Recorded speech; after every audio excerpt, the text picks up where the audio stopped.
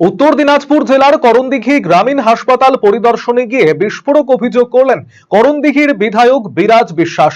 শনিবার আচমকাই তিনি হাসপাতালে পৌঁছে চিকিৎসা পরিষেবার বেহাল চিত্র দেখে ক্ষোভ প্রকাশ করেন। হাসপাতালের বিভিন্ন বিভাগ ঘুরে দেখার পাশাপাশি রোগীর পরিজন এবং হাসপাতালের কর্মীদের সঙ্গেও কথা বলেন তিনি। অভিযোগ, করণদিঘি গ্রামীণ হাসপাতালে চিকিৎসা পরিষেবা কার্যত ভেঙে পড়েছে। এলাকার মানুষ ছাড়াও পার্শ্ববর্তী বিহার রাজ্য থেকে বহু মানুষ চিকিৎসার জন্য এই হাসপাতালে আসলেও পর্যাপ্ত পরিকাঠামো এবং চিকিৎসক না থাকায় সাধারণ মানুষকে চরম ভোগান্তির শিকার হতে হচ্ছে বলে অভিযোগ। গুরুতর অসুস্থ রোগীদের সামান্য সমস্যা হলেই রায়গঞ্জ মেডিকেল কলেজ ও হাসপাতালে রেফার করে দেওয়া হচ্ছে বলে অভিযোগ। দীর্ঘদিন ধরে হাসপাতালের এক্স-রে ইউনিট বন্ধ পড়ে রয়েছে।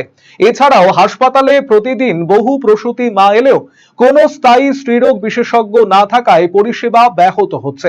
এদিন করণদিঘির নবনির্বাচিত বিজেপির বিধায়ক বিরাজ বিশ্বাস বলেন, এদিন ব্লক স্বাস্থ্য আধিকারিককে হাসপাতালে পাওয়া যায়নি, তবে হাসপাতাল কর্মী এবং রোগীর পরিজনদের সঙ্গে কথা বলেছি।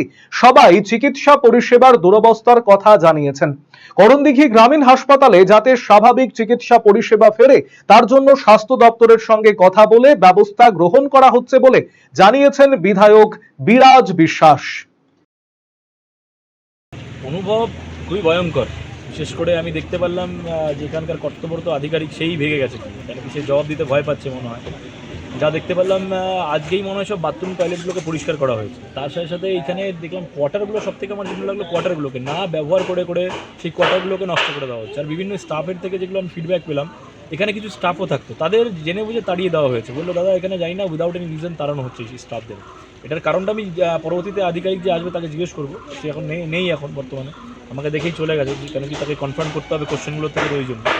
তার সাথে রোগীদের পরিষেবা কিন্তু আমি দেখলাম যে একদমই নেই। বিশেষ করে এখানে স্টাফের সংখ্যা বাড়ানো, তার সাথে ইনফ্রাস্ট্রাকচারও তো আছে, এখানে ইনফ্রাস্ট্রাকচার মোটামুটি রয়েছে। ডারখোলার আমি তো দেখলাম ডারখোলা হসপিটাল এখানে সেটাও নেই। ওখানে ডাক্তাররা রয়েছে বলে 48 আওয়ার্স ডিউটি করছে একটা ডাক্তার। এখানে শুনলাম নাকি ডাক্তার একজন আছে, সার্জারিক্যাল ওয়ার্ড নেই, সার্জিক্যাল ওয়ার্ডে সার্জারি হচ্ছে না। বিভিন্ন সমস্যাগুলো রয়েছে। বিশেষ করে স্বাস্থ্য ব্যবস্থা আমি যেটা আগ্রহ যেটা বলেছিলাম এখনও সেটাই বলছি, এখনও খারাপ রয়েছে। আমরা ইমিডিয়েটলি যেটা দাদার, বিশেষ করে আমাদের নতুন সরকার এখন গঠন হয়েছে, আমাদের ইমিডিয়েটলি স্বাস্থ্য ব্যবস্থাটাকে আমাদের এখন প্রথমে লাইনে নিয়ে আসা, নাহলে মানুষ পরিষেবা যা অবস্থা দেখছি, হাসপাতালে তো ওষুধপত্রেরও কিছু শর্টেজ রয়েছে। তার সাথে সাথে আমি দেখলাম মানুষেরও কথা শুনলাম, এখানে অনেক ফিডব্যাক নিলাম, সেগুলো আমি তুলে ধরবো বিষয়গুলো।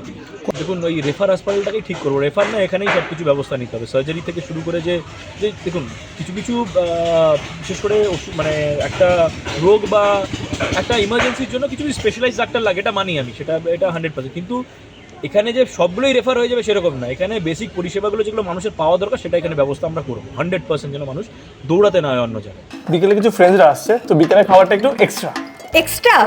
আজকাল মার্কেটে কিচ্ছু এক্সট্রা পাওয়া যায় না। কে বললো?